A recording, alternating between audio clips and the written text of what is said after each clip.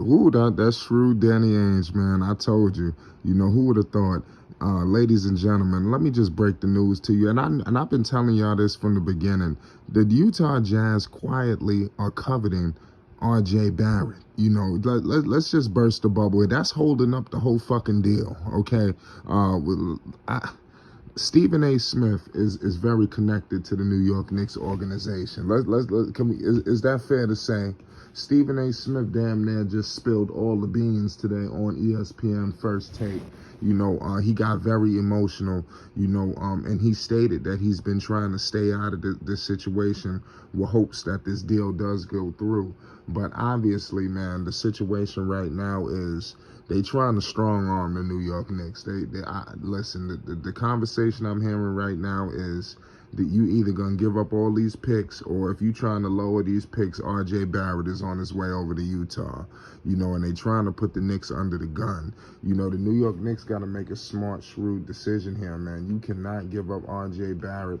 I mean, this is a homegrown product, and to be honest with you, when I was looking at this deal and the way they was trying to maneuver and get things done and stuff like that, I was trying to figure out how are they getting this guy without giving up R.J. Barrett, because if I'm Utah, he would be the centerpiece of that deal. What the hell would they not want R.J. Barrett? This guy has all-star potential, so you pretty much is trading trading Donovan Mitchell in for a guy in RJ who's on his way to becoming an all-star.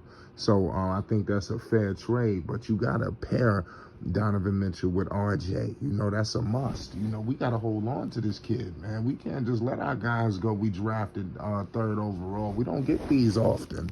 The New York Knicks got to figure it out. Listen, they want 6 picks, and I'm hearing they want RJ. The Knicks got 8 picks, I believe, that's tradable. So some of them are different teams and shit like that. So it's getting very dicey on this move. But that when you hearing these reports of quickly Grimes, Toppin, picks, that's not gonna get the deal done, man. Unless the Knicks are talking about giving up all of them. The Knicks are trying to figure it out. Stephen A. Smith, he, like I said, he spilled the beans. He did too much talking, especially he brought up RJ on multiple occasions, and which kind of validated my thoughts, because what we heard of all the reports were the Utah Jazz are not interested in RJ Barrett. They're not interested. We're not interested. That's all you heard. They're not interested in the guy who's just coming off averaging 20 points per game, shooting 40% from the field, averaging 5 rebounds, 3 assists, in his 3rd season, headed into his 4th. They was not interested in this guy when trading their number 1 option. Another guy who's put averaging nearly damn near 30. So it's definitely something to talk about, man. The New York Knicks got to figure it out, man. They got a lot of collection of young talent and pieces that they should be able to get this deal done without Donovan Mitchell. But the thing is, you got Danny Ainge, that's at the helm. Pardon me, my man averaged 25 points per game, nearly 30. But you got Danny Ainge up there. Let me tell you something. This guy just got a haul from Minnesota. He's not cutting the Knicks no breaks. And then this is Donovan Mitchell. He's trying to hit a home run. But the problem is there is no other team that can match the Knicks in draft capital or really assets right now. I don't think they're interested in the Miami Heat's package. I don't think they're interested in what Charlotte is talking about, and things of that nature. The New York Knicks is the team to make this deal happen. He wants to go there. Let's just cut the bullshit here. They trying to make it hard on the Knicks. You know that y'all want to tank. You can't go into training camp with this guy Donovan Mitchell there. So they trying to play games. But the Knicks, if they continue to just be shrewd about this situation, Donovan Mitchell hasn't forced his hand yet. We all know that will come eventually. I think what's happening with Donovan Mitchell is I believe he's got the belief that he will be moved, before the season. So that's why he's kind of just chilling. That's why you don't hear too much chirping coming from his camp or anything. He's being completely professional about this situation that he clearly doesn't want to be in.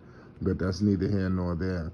The Knicks getting this guy. I just want him to They want them to keep RJ because I like the dynamic of Brunson, Mitchell, RJ, Julius, my man Mitchell Robinson. I like that. If you got to give up Toppin, you got to give up Grimes. So be it. You got to think about it.